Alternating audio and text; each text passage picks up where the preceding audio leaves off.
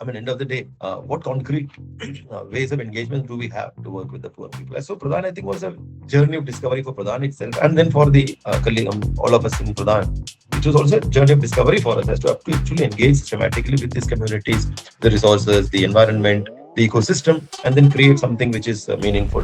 You find that ready-made prescriptions coming from outside, decided, planned elsewhere, they weren't working.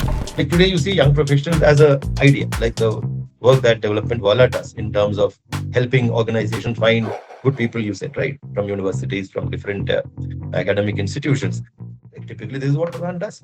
Like, poor people are not beneficiaries of the state. They're constantly waiting for this program or the other program or this handout or the other program. So, making people a recipient of one or the other handout, that we believe is a very retrograde approach. We're actually not respecting the people at all. But in the next 50 years, you should be actually doing is to build more Pradhans like yourself. And more organizations adhere to the values in the systems and the processes that you have an organization has created. The way we have been practicing farming for the last 50, 60 years have been detrimental at multiple levels. But somehow we are not able to find a way out of it. Lots of the farmers today do not know natural farming because they haven't practiced, right? Because their ancestors are not even ancestors. Maybe a couple of generations back, people would have practiced, agriculture of a particular kind. But post the boost of chemical agriculture, the practices have changed. And if you continue to do new practices, you actually keep forgetting the older practice. It has to be a bottom-up farmer movement. Eating behavior has to change. The food consumption behavior needs to change. Therefore, the production and processing needs to change. So one of my thing I tell youngsters everywhere is that, work at the grassroots. This is a simple solution. Go work and actually implement things by your own hand. Welcome to Decoding India's Social Sector, a space where we go beyond reports and buzzwords to understand the real work happening on the ground. I'm your host, Kumar Preetam Puri, and today we are digging into the literal foundation of our civilization, soil. Joining us is someone who has spent over more than 3 decades working at the intersection of poverty, livelihood, and ecological transformation. Narendranath Damodaran is currently the national anchor for the National Coalition for Natural Farming. And before this, he spent nearly more than 33 years at Pradhan, including 5 years as an executive director. Narendranath, welcome. Thank you. Thank you for coming into this podcast and accepting the invitation. Thank you. Thank you for calling me here, Preetham. It's an interesting experience for me. I don't do many of these things. I don't do many of these, but so I hope it's interesting for me as well. Right. Yeah. So let's start with the big idea, agroecology. And this is everywhere, but often misunderstood. What does it really mean? Basically, agroecology is about being in consonance with nature and not going against nature. If you basically look at the fundamental philosophy of agroecology or natural farming, is to do farming with nature rather than farming against the natural processes. And agriculture, I'm not a great technical expert on agriculture and the complexities of agronomy, etc. But the limited, let's say, overall understanding that I have about natural farming, it's about understanding the agriculture or basically plants. Plants and soil interact with each other, and then they have a symbiotic relationship with each other. It is not about plants being planted and they're extracting nutrients and then producing food for human beings. It is not that. It's actually a natural process of how the plant and the soil they interact with each other and enrich each other. They build on each other. So there are things that the plant gives to the soil, and there are microbial material in the soil, the microbes, the various microorganisms. And through the microorganisms, there is a huge amount of intermediation that happens. So the plants provide them the sugars and the nutrients that those microorganisms require. On return, the organisms provide food to the plant. And then that is what the plant use for its own growth and also for its own propagation, etc., which then we harvest, etc., as agriculture. So Right. this basic natural relationship is what gets disrupted when we adopt very high intensive commercial chemical industrial agriculture. So that is what I think the basic difference between the current conventional agriculture that we understand, which is industrial, commercial, monocrops, primarily aimed at a few crops and not actually looking at the multiple diversity of agriculture that is possible. So it's kind of an antithesis to each other. So rediscovering the processes of working with nature and yet at the same time meeting the food and nutrition needs of the society. Both these are important. So how to do it in consonance with nature? That is I think what is agroecology is about. And Right. natural farming and many organizations who have been practicing organic farming or and in our NCNF we say we are agnostic to the terminologies. There are multiple terminologies. And some organizations or some people are very stuck on terminologies. We are. Even though we use, again, we have to have a nomenclature. So we use natural farming, which we think is closest to the meaning, but we're not against, in that sense, there are organic farming, there's Mhm. permaculture, or there's biodynamic agriculture, and there are many different forms, Rishi Right. agriculture and Vedic agriculture, etc., etc. We aren't against any of those. We think we should all come together and then, all work together. Thank you, sir. We will be talking about soil health, natural farming, and other things in a detail, especially with sir's initiative through NCNF. But before that, I would like to ask you, sir, if you could take us through your journey from the beginning, Mhm. starting from how you get motivated to come into this sector, what Mhm. education you had, and then how you transition this education into working something on the ground. That's interesting. So I'll be going far away from natural farming and agroecology for the time being. Yes. About myself, if that's okay. Uh, as I was saying in an earlier communication with you, that I all my rural development career has been in Pradhan till now, and subsequently after Pradhan, for about 2 years, I've been out of the organization, and I've been doing some work with Pradhan and then some work with the NCNF, the National Coalition for Natural Farming, and kind of have focused now on natural farming and agroecology. But earlier, I used to work on livelihoods and community development and the broader aspects of rural poverty alleviation. So there was a much more breadth of what I was doing, and here I kind of become more specific on natural farming. So my entry into Pradhan was just out of college. I had finished my IRMA. Prior to that, I had done my mechanical engineering from Kerala University. And in that time, this is back in 1982, 87, that period when I did my engineering, there wasn't much exposure in those universities or colleges that I studied into Mhm. the larger opportunities that are available or about. There was some broad understanding after engineering, you would either go for MTech or, and pursue the higher education career, or you will get into some, and mechanical engineering, you'll get into some factories or some technical jobs of that kind. And some people, very few at that point of time, from at least from my college, were thinking of going for an MBA, etc. Somehow I preferred the latter. I wanted to work on management and on, so, but again, there wasn't much guidance on what to do, etc. So IRMA was one opportunity that just came along. And the rural management aspect kind of attracted me. Said, okay, Mhm. management. But there was some mystery about what is rural management because my own exposure to rural areas, etc., was limited. Being from Kerala and from more of an urban side of Kerala, my exposure to, and if you've been in Kerala, you would know it is difficult to see the typical villages that you would see in Bihar or Uttar Pradesh in a Kerala setting.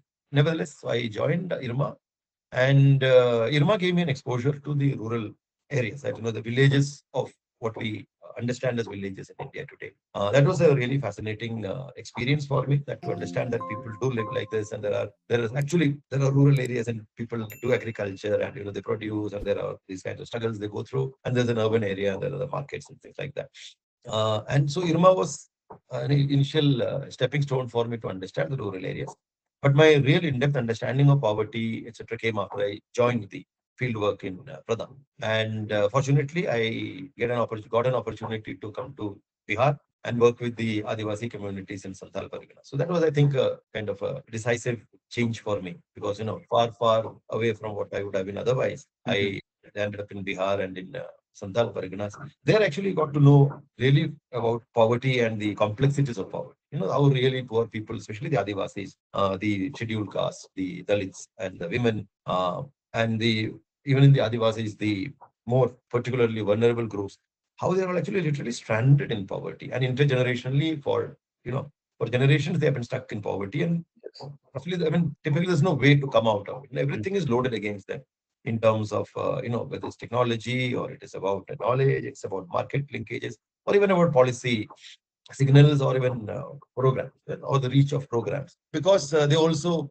kind of exist in the margins of society because of a very, one could say, very ruthless divisions that we have among our communities. Yeah. Adivasis and Dalits, etc., really exist in the margins. So for them to enter the mainstream, to engage with the markets or to deal with the state and receive what they're supposed to be receiving and lead a ordinary life as anybody else would be doing was kind of unthinkable. And in a sense, most of them or many of them are also kind of understood or resigned to that kind of an existence, and they there weren't much efforts happening in terms of really expanding their opportunities or possibilities by themselves. And we discovered that it's difficult for them to do it by themselves. Neither do they have the technical capabilities, neither they have the technical savvy to reach to the markets.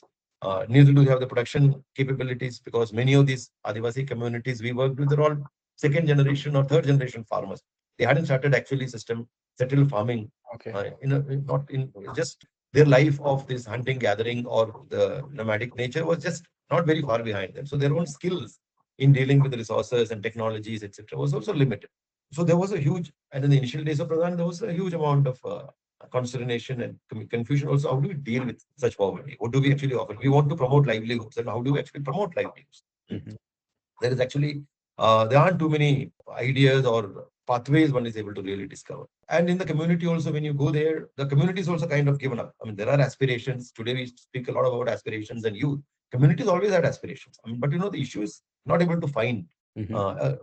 a way out of this the cycle, the vicious cycle that they Yes. find themselves The in. poverty. No, yeah, I'm sure you've grown up in Jharkhand and you studied development, so you would understand the vicious cycle that they were.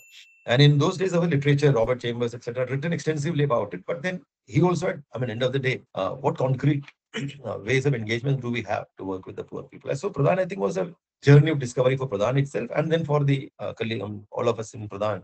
It was also a journey of discovery for us as to have to actually engage systematically with these communities, the resources, the environment, the ecosystem, and then create something which is meaningful. So Pradhan's solution at that time was to identify bright young people and then place them, just leave them at the community and then let them discover this. Because otherwise, what the organization understood was we require patient long-term engagement with poor people. I mean, you cannot just go there with one given solution, one technology, which most of the government policies tend to do. They had this program, that program, and you just go there and start distributing the programs. And then the moment the people come out, you see the programs also collapse. It could be the IRDP or various other Mhm. development programs that the policy, through various government policies which were prescribed. You'd find that ready-made prescriptions coming from outside, decided, planned elsewhere, they weren't working. So, but then how do we actually really get to understand what the community needs, and how do we build their capabilities and sense of agency to actually understand the issues, understand the complexities of the challenges that they're dealing with? So I think Pradhan was an effort at trying to do that. So as some of the early stage young professionals that we engage with the communities, I think we were all kind of faced with that challenge. How do we engage? So one of the things that we discovered, I mean, I was also involved in it in the beginning, was to organize the communities and work with the women's groups. So self-help groups was an initial early idea that we had Okay. discovered. That gives you an opportunity, a platform, a venue to regularly engage with the people and with the poorest of the people and constantly have a dialoguing with them. We need to At have that this. time, sir, like, was there any SRLMs in India doing this women's group? There were no SHGs in India during women's groups even. This Okay. was the time, this was the initial days of the self-help group movement in the country itself. Pradhan was one in like Mairada in south Mhm. of India. Pradhan was one organization which was working in Bihar and Rajasthan, etc. We actually evolved this idea and concept of self-help groups. So I was fortunate to be part of those, some of the initial groups, just sheer chance because I joined early, so we had that opportunity. But Mhm. it was a very important turning point, I would say, that we discovered this mechanism of engaging with women. And the women was important because, as we said, in this vicious cycle of poverty, the community itself was kind of grappling as to what to do. And then the men, as the people who are in charge of earning for the family, etc., and they started migrating. So Mhm. to work with the men was also a little unproductive because many a time you don't get the same person to speak to even because this time you went there in the village, you spoke to a few people. Next week you go there, those many of them have actually gone to Bombay or Delhi or somewhere Yeah. or Calcutta. From those days, from Bihar, most of the people were going to Calcutta and Assam. Assam and things like that, or the tea gardens and all. So people, the migratory nature of the men population was difficult, as an issue, which was making it difficult for us to engage with them regularly. And then by default, we discovered working with women.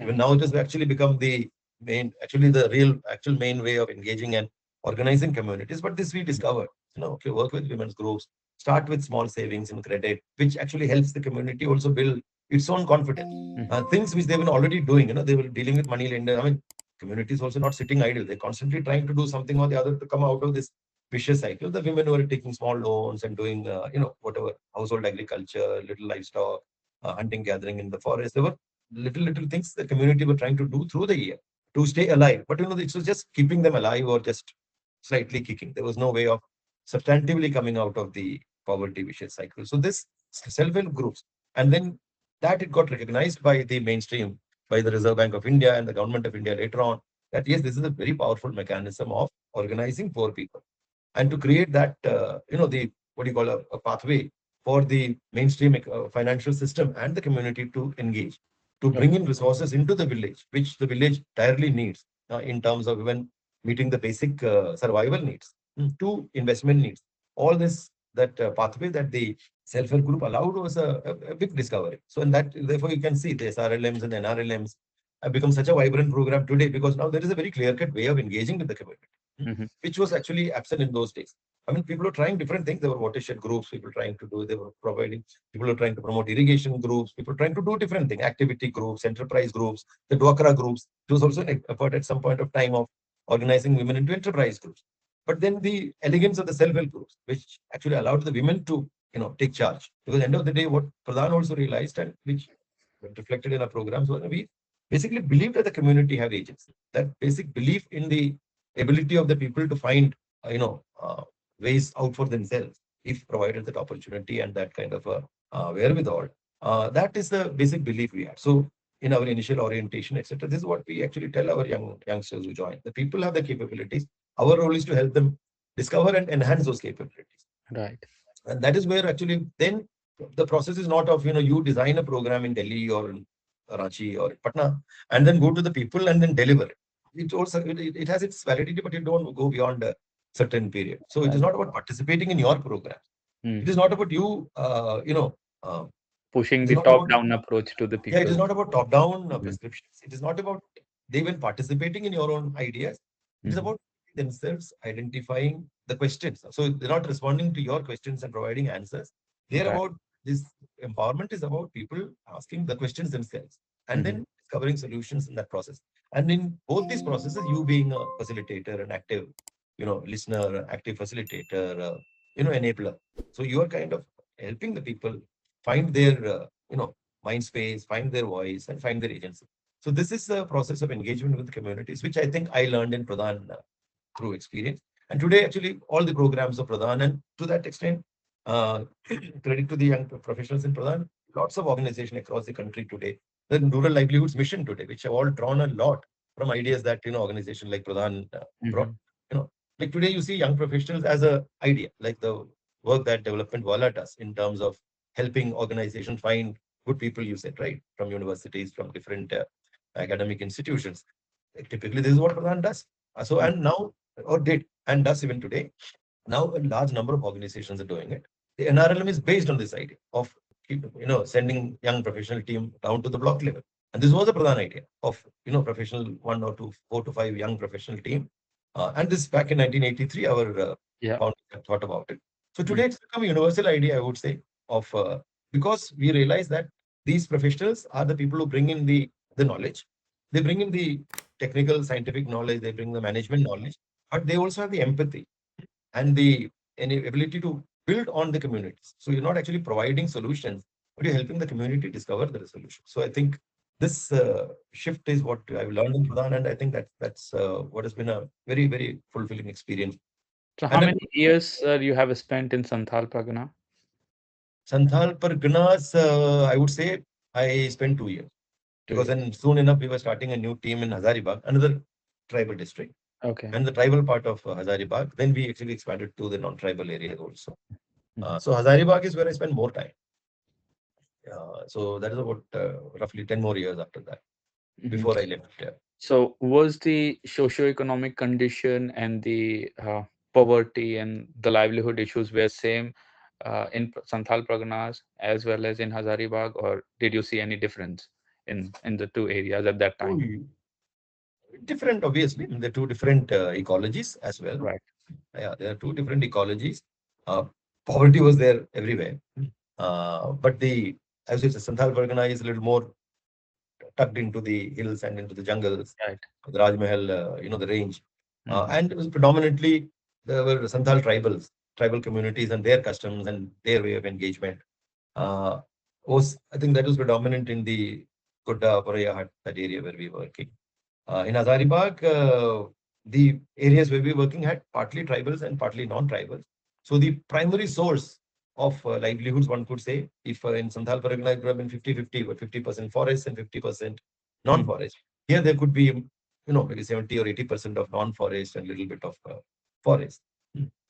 So the climatically also slightly little more different.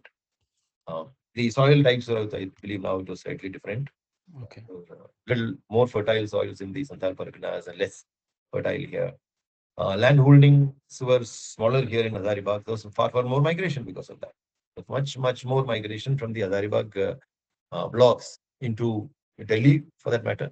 So as far as Delhi and Ahmedabad and many faraway states, Santhal Pargana, the migrations are much shorter.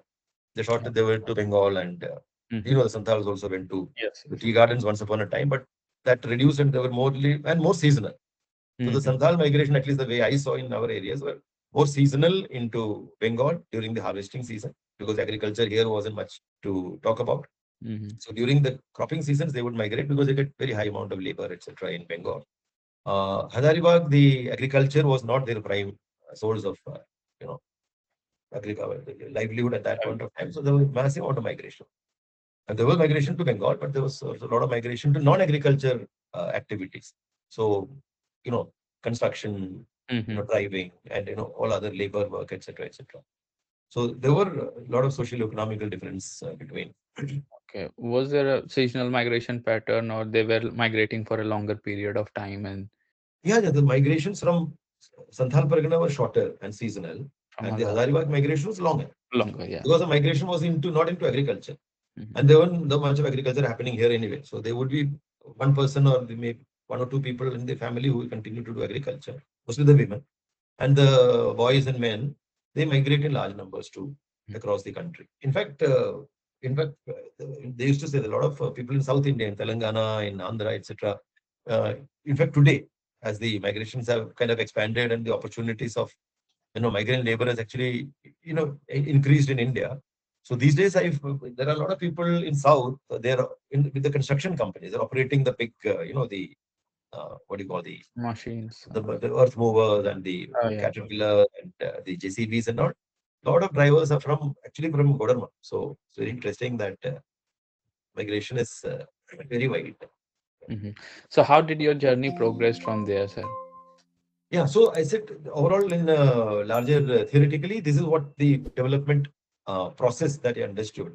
And, therefore, one's understanding of poverty was working with the poverty is complex. It is not just, many time people say poverty, and many organizations have approached poverty alleviation in multiple ways.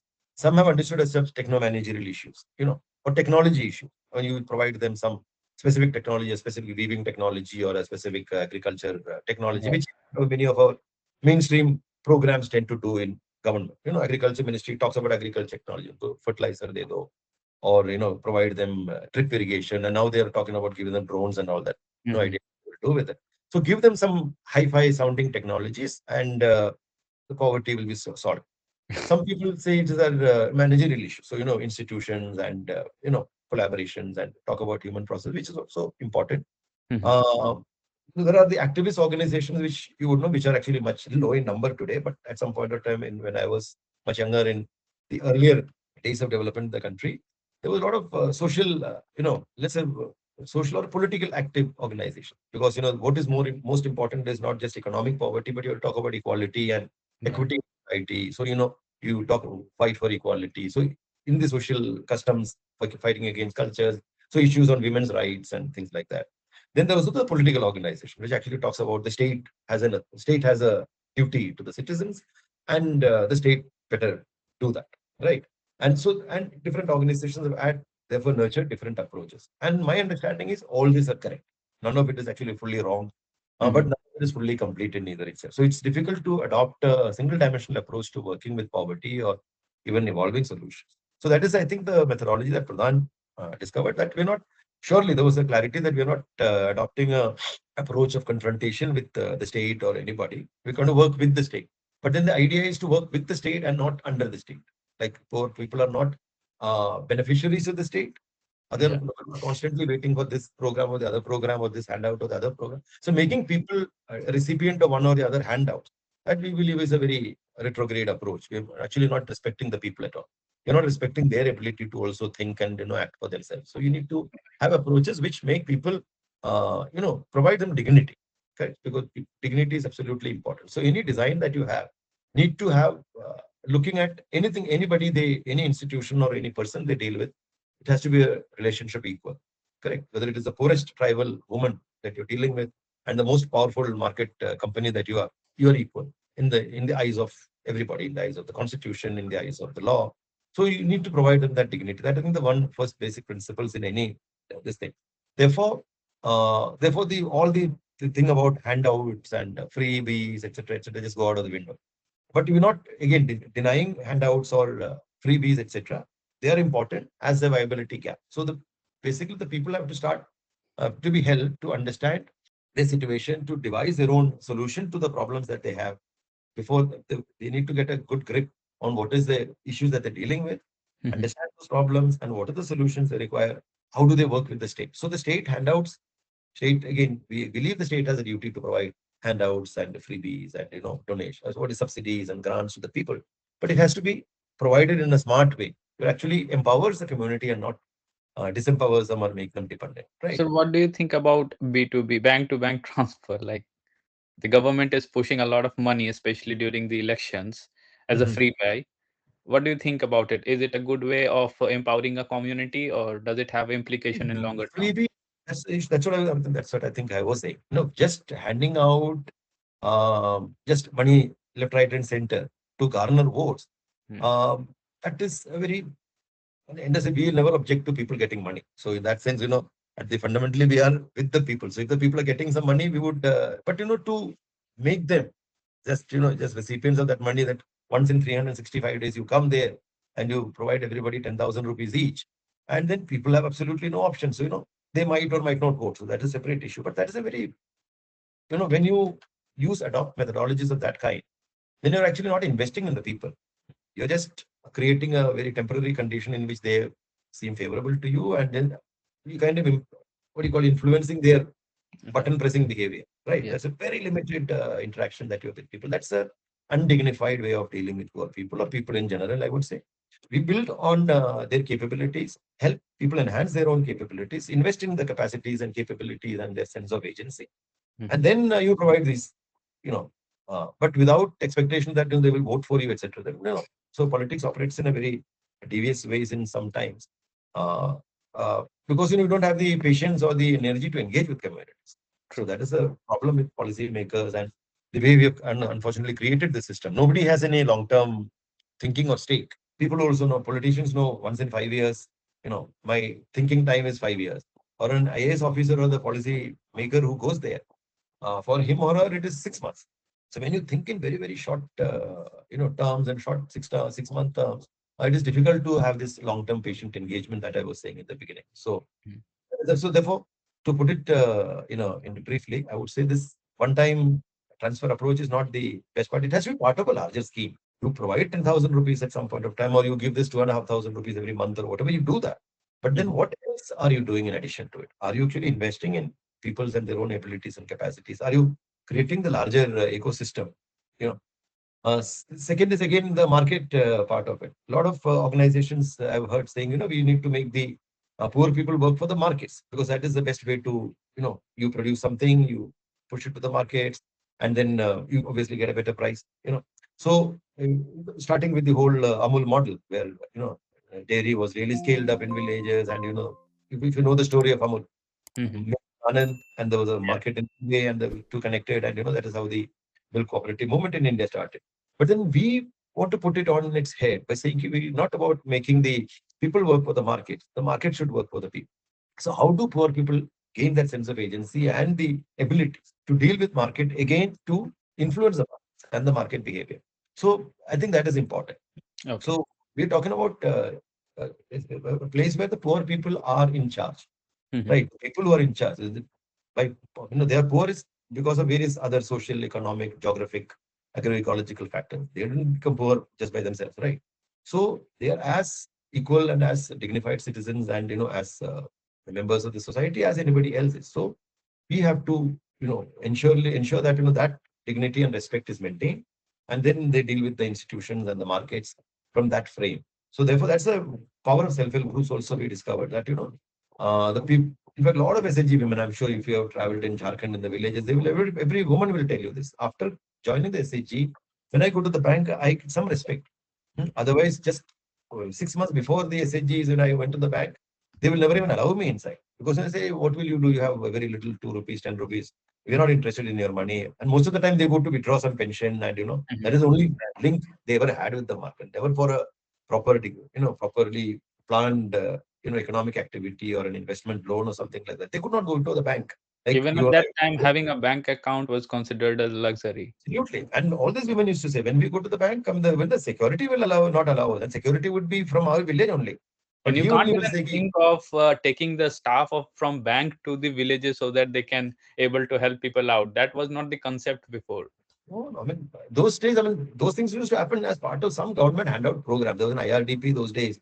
So for that, for IRDP, they need to kind of perforce distribute loans and, animals, etc. So for the recovery of those, I'm sure these people have traveled to the villages, but not actually to go there to sit with the women to understand what are the different kind of economic activities they're interested in, how much are they bringing by themselves, and how much am I as an investor supporting. So this business dialogue. So the community was never a business for them, right? It was Mm. just kind of a handout, charity, social obligation. So Nowadays, if this you see mindset shift, yeah, Sarkar aapke द्वार, bank aapke द्वार, there's lots of programs running on the ground. much lot of these things have happened much later. So again, there are good sides and bad sides. So basically, if all these programs mean you're treating the community as equal and they have their capabilities, then I'm sure all these programs are fantastic. But if it is again about just treating them as beneficiaries, and nowadays even there is a word they use, labharthi varg and all that. That's a very very demeaning word in my word.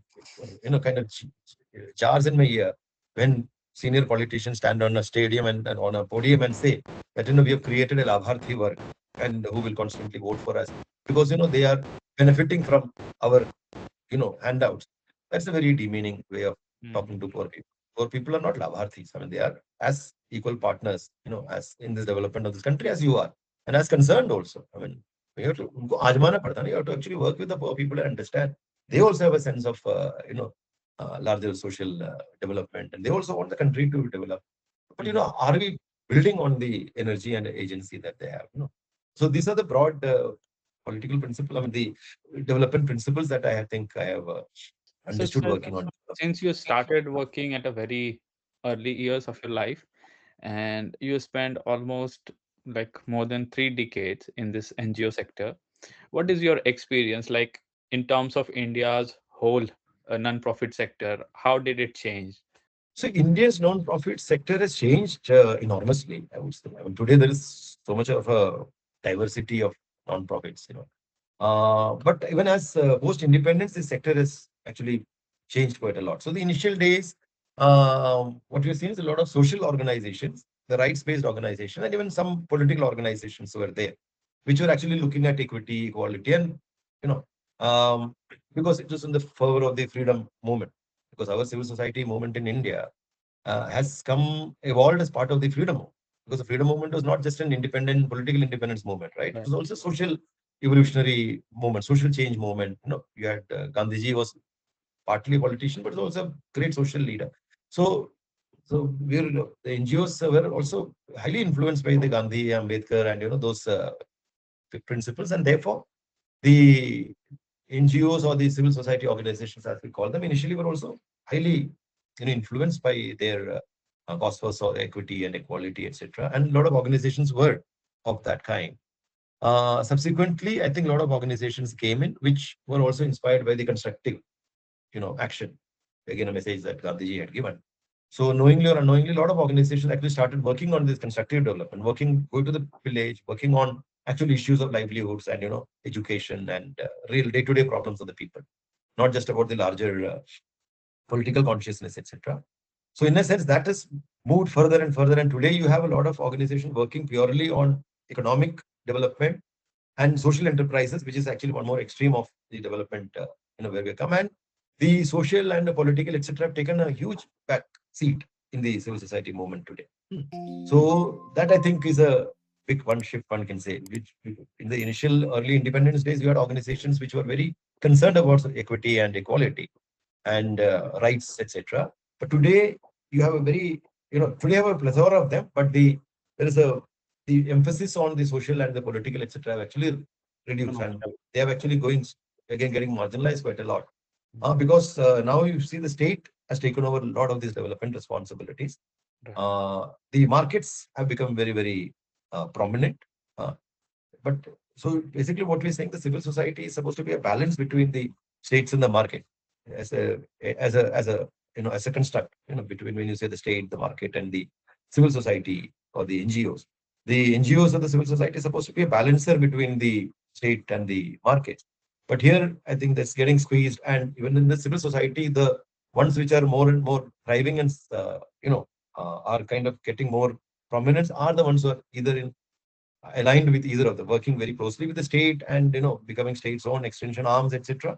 Or you're working in the markets like social enterprises and working on market principles. The social and the equity aspects have kind of political aspects, etc., have kind of taken a huge backseat. So you could see that transition happening.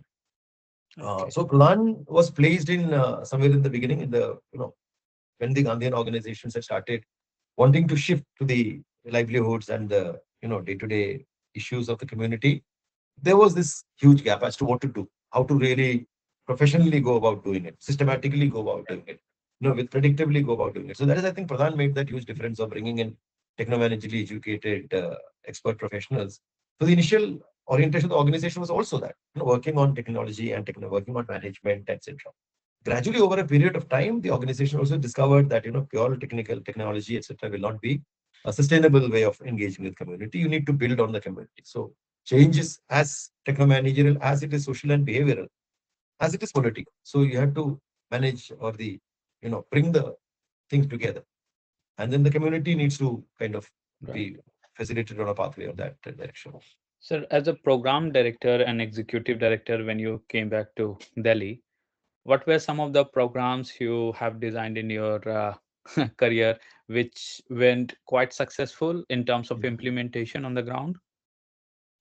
See, two when I was before the executive director, when I was a program director and another senior colleague in the organization, I think two, I mean, again, it's all Pradhan's own priorities, but the Pradhan priorities, which I got involved in a lot, was one about knowledge itself. Because Pradhan, as any professional, is a knowledge worker. That is what the primary realization of the organization is. Because knowledge keeps changing and knowledge needs to be constantly evolved, built, converted into simple whatever modules or even at some point of toolkits and manuals. And then the people who are actually working on the ground benefits from that, use that for further expanding. But the knowledge is also built from practice and feeds back to practice. So this cycle of the action reflection, this was one area which I think, very important role that I thought I was doing in Pradhan post my field engagements was how to help the professionals, the young professionals, undertake this action reflection process. So helping them reflect on what they're doing, conceptualizing, trying to write it down, convert those into, convert them into forms which others can then consume. Maybe other organizations, other young professionals in the organization itself, or other civil society organizations, converting practice to knowledge and then learning, enriching practice with that knowledge again. So this was a process which, again, Pradhan has now kind of institutionalized it. There are, many initiatives that the organization does for that. And it's been recognized that, again, lots of organizations are doing it. So this is one area. And the second one, which much later in when I was being the executive director, one thing I was not necessarily again personally instrumental, but again, a very key participant in was to help or, to expand Pradhan in a way. It's not just about scaling up one's own programs on the ground, more districts. So one way of for an NGO to expand is to, keep adding to your numbers. I'm working with, let's say, 50 districts today, tomorrow make it 60 districts. I'm working with 1 million households today, make it 2 million households tomorrow. So, you can numerically and organically keep increasing from this group to the next group and the next village to the next district. So that is one organic way of growth. Second way of growth for an organization is also to work with the system and work with much larger number of partners. So helping build partnerships in the organizations, I think was an important area that I was interested in, because there was so much knowledge and so much experience that the organization has today. So it'll be kind of under selling the organization if you're just doing the same thing again and again for Right. another 50 more years. But in the next 50 years, you should be actually doing is to build more pradhans like yourself. Mhm. And more organizations adhere to the values in the systems and the processes that you have an organization has created. And then influence the state system, because state, again, we recognized very early in Pradhan's life that the state is the largest development agency in the You country today. can't create a parallel institution like You don't state. need to, right? And Yeah. you cannot parallel institutions. One, you cannot create a parallel state, because Uh, it will be actually anti-constitutional, or it will right. be illegal today. By the way, you can't be operating another universe. So you have to work with the state and make the help, because the state has the mandate and state has the resources and the state has the reach also. So everything is there in the state. So how do we influence, work with the state government, state or the state governments and the central government? State means all the from the panchayats to central government. How do you work very effectively and systematically with them, so that you are able to reach to your ideas and your methodologies to far more number of people than you can ever imagine to do by yourself. Right. So in fact, today I'm very happy to see Pradhan's own plans. I'm out of Pradhan, but if you look at the plans that Pradhan have made, they have plans for direct reach into some extent, but about 5 times that to reaching through partners and government program. So this shift again is a shift, I would say, in fundamental shift in the organization strategy itself, to work with the system and influencing the system, where the poor people and the local, the community institutions, which are now very strong and robust and have been created over the last 2-3 decades. How do these institutions take charge of their own development? How do they work with the local panchayat and the local administration and collectively create this local level, at the block level or the panchayat level, a collaborative system where all the programs work through them? So there's a convergence of different departments and schemes and policies and programs into this collaborative ecosystem at the local level. So, if we wanted to talk about your recent initiative, which is National Coalition for Natural Farming, can you tell us briefly about what this initiative is? What's the ambition? What's the vision you have, and what kind of work you are doing in coalition with a lot of organizations who are already working on the ground? Right. So natural farming, as you would understand, is a response to the multiple issues that the way agriculture has happened in this country over the last 50, 60 years have been detrimental to various things. One is the soil health itself. The way agriculture is practiced itself, the way it has affected the health and nutrition in households, because of overuse of fertilizers and overuse of pesticides have actually reduced nutrition quality in the food. They are keeping quality, their shelf life, and the pesticides are actually directly affecting you. You're injecting poison into your own Mhm. system by using overuse of pesticides into this. So there are multiple downsides that agriculture, the way it is practiced today, and it is practiced, and the whole policy ecosystem that has been created around agriculture today, in terms of all the way the knowledge flows, the way the training happens, way agriculture subsidies and policies are oriented, all this together, way procurement happens, the way the market operates, and the market and agriculture interface. So there's a problem everywhere. So, and in natural farming, as people working on agroecology, we find there are solutions to all those. Even though some of so therefore, how are we? So the objective of the National Coalition for Natural Farming, in a way, it is not my initiative. It was started by a few people much earlier. I've joined NCNF as its national anchor recently. Earlier, I used to be also in the steering group. It has a steering committee of various experts and thinkers who set it up. Uh, it was set up as as much bottom up coalition as possible, because we have a very strong state coalition. That is where most of the action is. And there is centrally we have a umbrella secretariat and a steering committee, etc. So the secretariat works basically as a catalyst of the state coalitions. So most of the action happens in the state, because agriculture is a state subject and a lot of resources and action happens in the state. That is about the structure of the organization. But at the objective level, the larger purpose that NCNF operates with is to speed up the process of agroecological transition in the organization, Right. in the country, not the organization, in the country. The way the agriculture is being practiced, if you look at today, the farmers understand, even there is a lot of understanding at the political system level, at the government level, that the way we have been practicing farming for the last 50, 60 years have been detrimental at multiple levels. But somehow we are not able to find a way out of it. The Mhm. policy and the government, people have kind of tied themselves into a knot. They actually really don't have any exit of how Sir, to get out actually, of this. talking about the policy and finance, I would like to ask you about the 16th Finance Commission. You recently had a talk, right, with the Mhm. minister, and with over 4.35 lakh crore allocated to the local bodies and a new 20% cap on the road spending for untied funds. So, how can this Gram Panchayat leverage this for green villages? From your recent analysis of the pesticide management bill, if you can tell a little bit in brief.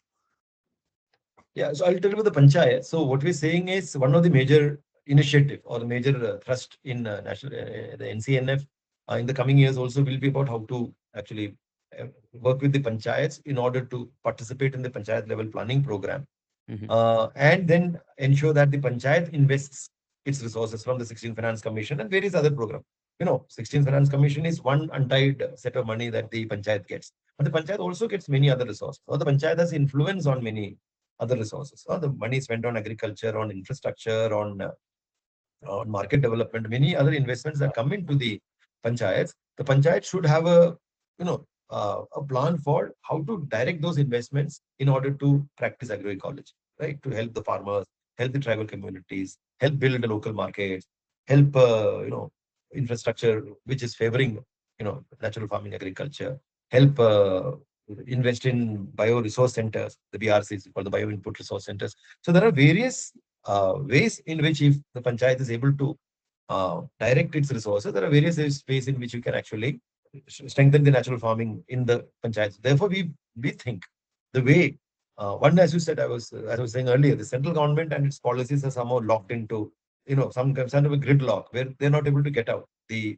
power subsidies, the water subsidies, the uh, MSPs, the fertilizer subsidy.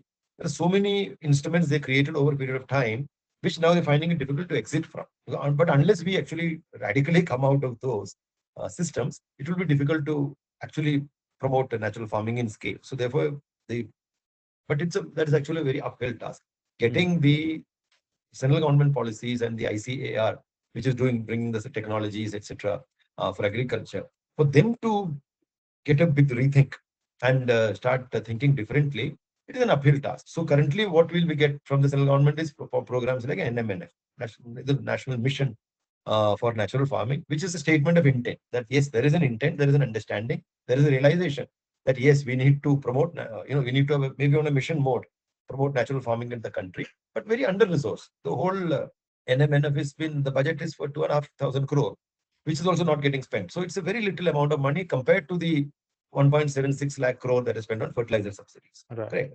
And if you add the MSPs and the state level, the power subsidies and various other things that the farmers get at the state level policies also, it will run into maybe 5-6 lakh crore, which is a humongous amount of resources are currently being spent in the current paradigm of agriculture. So to shift it, I think it has to be a bottom-up movement.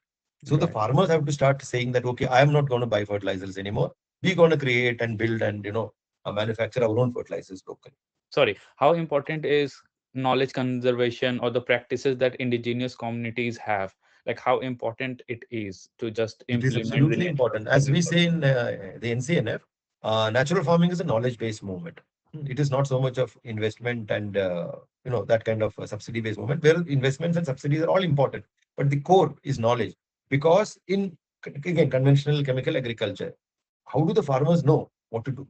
The knowledge has come from somewhere, and Some there's a very clear pathway of where the knowledge comes from. Right, it comes from the ICAR, the agriculture universities, the KVKs, where there right. are research knowledge in the labs, which they also kind of Pushing try the out. agriculture extension to the ground. Yeah, Yeah. through their handbooks of agriculture and Mm. the various modules and manuals and their extension system. So there's a pathway in which knowledge reaches. It's actually a top-down way of knowledge creation and dissemination and extension. Right. Here we're saying that it doesn't work because natural farming, the ICAR has no textbook on natural farming. Right. Natural farming knowledge exists with the farmers who are currently practicing it, and that we have to be mindful that that population is also gradually or not gradually, actually uh, quite quickly kind of Vanishing fading out. out. Because people are forgetting what they used to do. Because many a time they also haven't practiced. In lots of the farmers today do not know natural farming because they haven't practiced, right? Mm-hmm. Because their ancestors are not even ancestors, maybe a couple of generations back, people would have practiced, agriculture of a particular kind. But Right. post the boost of chemical agriculture, the practices have changed. And if you continue to do new practices, you actually keep forgetting the older practice. So there are few people alive, I would say, who have actually done proper natural farming in their own farms and have had seen the benefits, etc. So we need to somehow quickly get back to those people, get back to the you know people who still remember, and some people have kind of documented, or to go into those literature which have been very few and far that is available, and talk to farmers in large numbers, and also maybe sit and talk to the communities to understand what are the traditional rituals they used to follow, Right. in the cultures they used to follow. And some of my colleagues say that even natural farming ideas, etc., exist even in folk songs. The whole harvest songs or the transplantation songs the women used to sing. They all have nuggets of wisdom in it. So somebody will have to sit there, collate it, and convert that into usable material. So there is a huge amount of knowledge discovery and mining work that needs to happen in the villages, because that's, I think, we believe that is the only source of knowledge we have. So today, as it is, a lot of existing practices. Lots of NGOs across the country have, in very large scale, demonstrated the power of nature-based solutions. I think they need to be documented and scaled up. And again, I was coming back to that it has to be a bottom-up farmer movement. So the Yeah. farmers have to start doing this, and the civil society and all of people like us, we have to go to the villages and start helping the farmers understand the knowledge.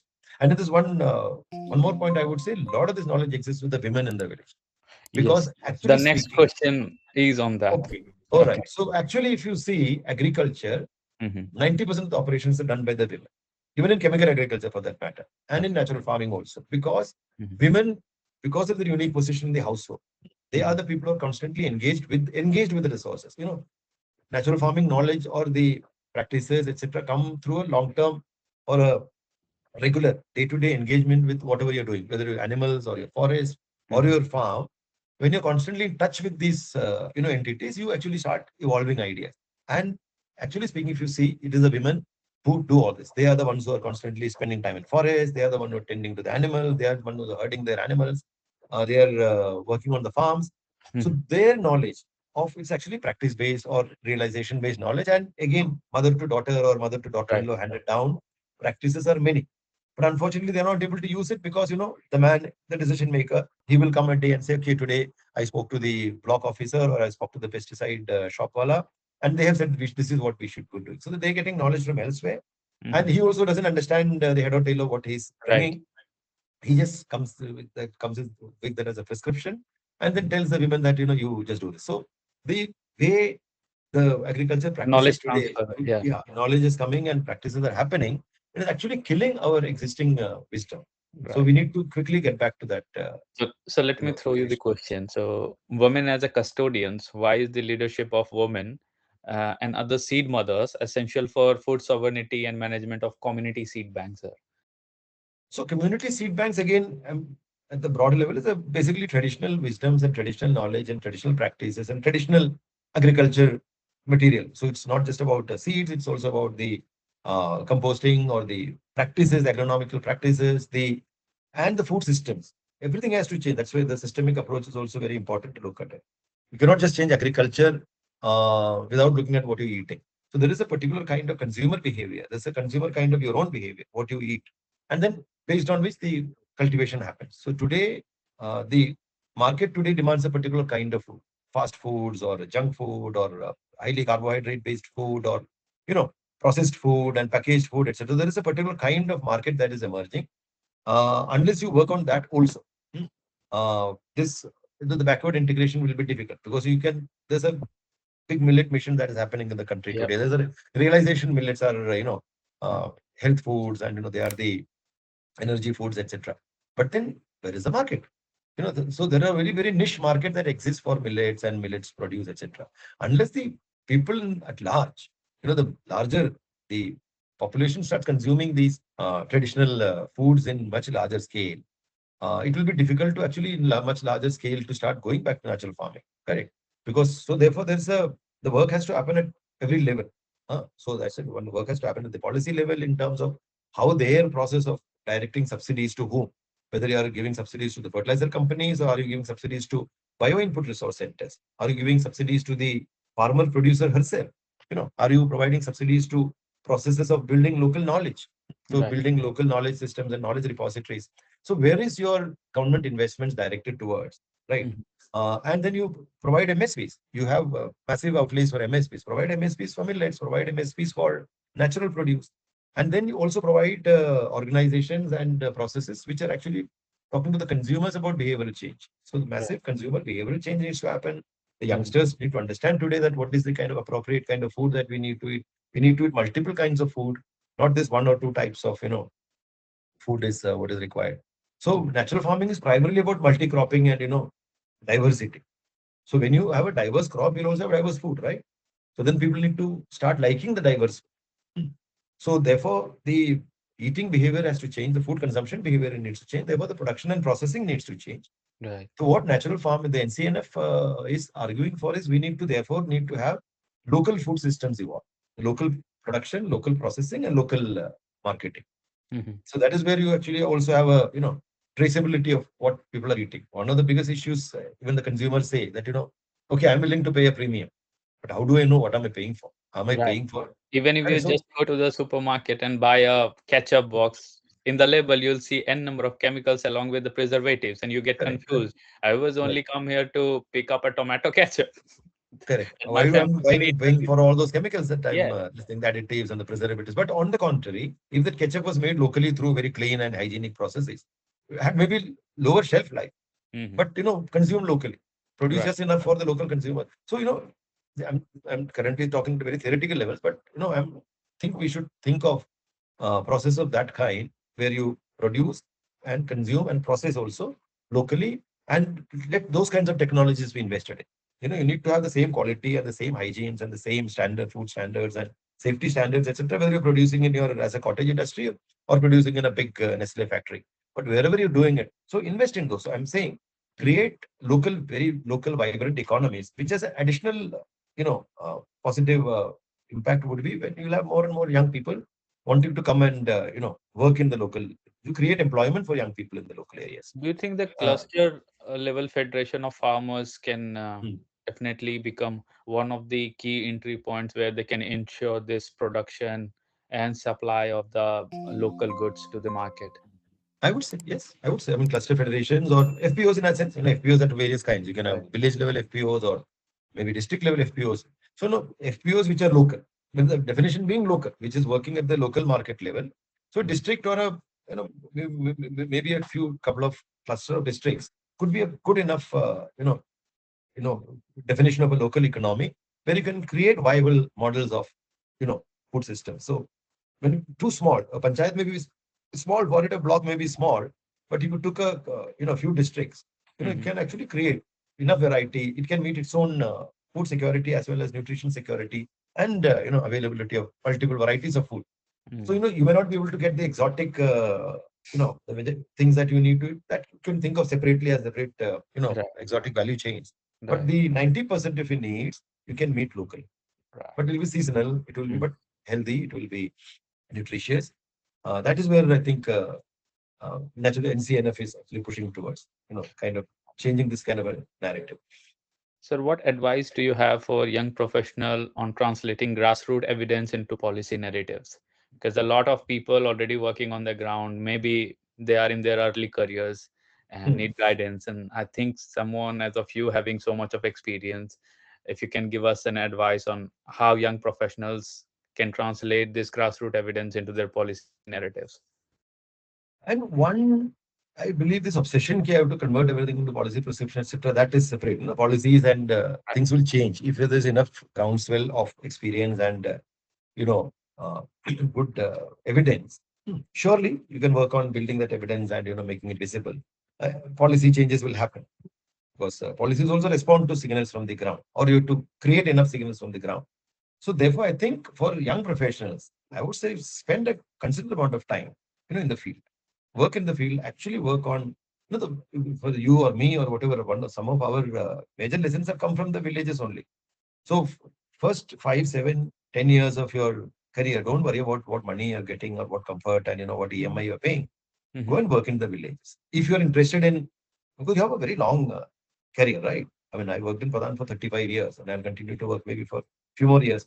So you do have a long working, window. In that, spend a good amount of time understanding the problem, and understanding the nuances of the problem. That I think is very important. So one of my thing I tell youngsters everywhere is that work at the grassroots. This is a simple solution. Go work and actually implement things by your own hand.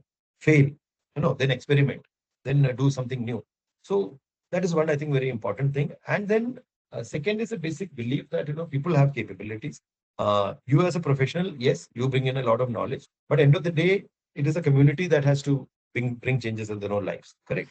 So respect that knowledge and the wisdom and their own efforts, etc. So you're not totally ignoring what you're.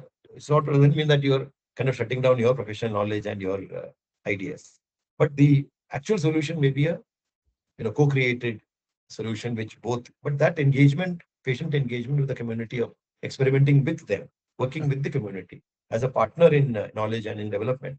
That I think is another important process that in the that one needs to run. That needs to continue all the time, even when you're kind of not spending full time at the community level. This engagement regularly with the community, that is a very important area, I would say. So this, and the third maybe very mm, one thing my general advice would be build some skills.